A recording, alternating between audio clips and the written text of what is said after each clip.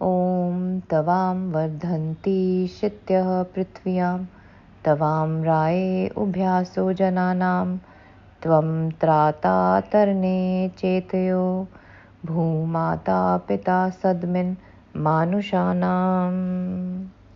मंत्र कहता है, हे प्रभु, पृथ्वी पर निवास करने वाले जीव आपको बढ़ाते हैं, लेकिन वास्तव में परमेश्वर को बढ़ाना या महिमा मंडित करना क्या होता है? इस विचार के पीछे क्या रहस्य छुपा हुआ है? ये एक ऐसा विषय है जिस पर हमें गहराई से विचार करना चाहिए और आत्मचिंतन करना चाहिए। हमारा संपूर्ण अस्तित्व प्रभु की देन है। हम जो कुछ भी कर पा रहे हैं, हमारा हर कर्म, हर उपलब्धि, वह प्रभु की इच्छा, उनकी अनुमति और उनके दिव्य दृष्टिकोण पर आधारित है। वास्तव में कुछ भी हमारा नहीं है। हम उसी के कारण हैं, उसी में हैं और उसी के लिए हैं।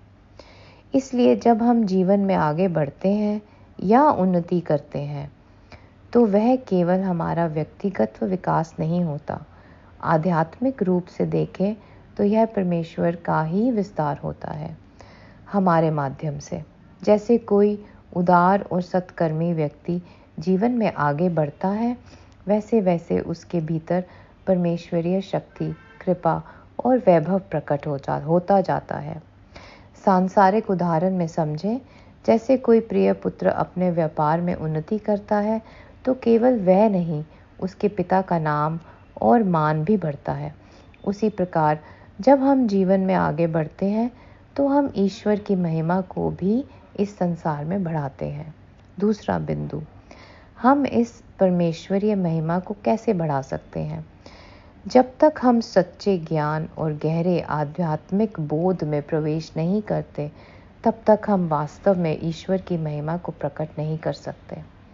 जब ये समझ और बोध हमारी आंतरिक साधना का हिस्सा बन जाती है, तभी हम ईश्वर के स्वरूप को अपने जीवन में प्रतिबिंबित कर सकते हैं। सच्चा आत्मबोध ही ईश्वर को बढ़ाने का मार्ग है।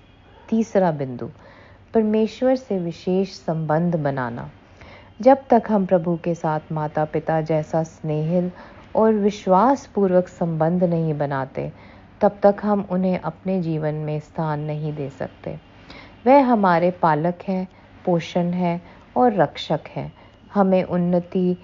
हमें उनकी शरण में जाकर संपूर्ण के साथ उस संबंध को अनुभव करना होगा। चौथा बिंदु, हमें भौतिक और आध्यात्मिक दोनों क्षेत्रों में परमेश्वर को बढ़ाना है। भौतिक क्षेत्र में हम अपने कर्म, चरित्र, वर्ग, करुणा और विवेकपूर्ण समृद्धि द्वारा ईश्वर की महिमा को प्रकट कर सकते हैं। आध्यात्मिक क्षेत्र में हम अपनी आंतरिक शुद्धता, सत्य, भक्ति और दिव्यता के माध्यम से ईश्वर को अनुभव कर सकते हैं। अंत में जब हम ज्ञान, सद्भाव और सत्य में वृद्धि करेंगे, तब हम केवल स्वयं को नहीं ऊंचा उठाते, बल्कि हम एक ऐसे माध्यम बनते हैं जिससे परमेश्वर की उपस्थिति इस संसार में और अधिक प्रकट होती है। यही है ईश्वर को बढ़ाना।